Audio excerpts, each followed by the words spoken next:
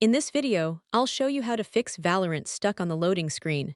This issue is usually caused by Vanguard problems, corrupted game files, outdated drivers, or software conflicts. First, close Valorant and open the Riot client. Click on your profile icon in the top right corner, go to Settings, select Valorant, and click Repair. Allow the repair process to finish, then restart your PC and check if the game launches correctly. If the issue continues, close the Riot client and exit Riot Vanguard from the system tray. Next, find the Valorant shortcut. Right-click it, select Properties, go to the Compatibility tab, and enable Run this program as administrator. You can also try enabling Disable full-screen optimizations. Another fix is to restart the Vanguard service. Press Windows plus R, type Services, MSC, and press Enter.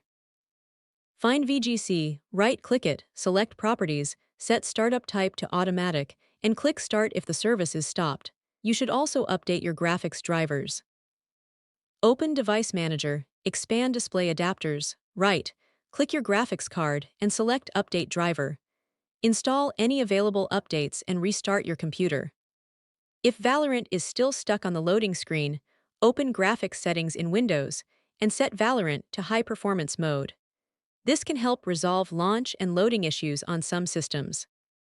As a final step, uninstall Valorant and Riot Vanguard completely, then reinstall the latest version from the official Riot Games launcher.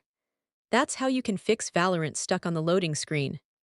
If you found this guide helpful, don't forget to like, share, and subscribe for more helpful tutorials. Thanks for watching, and I'll see you in the next video.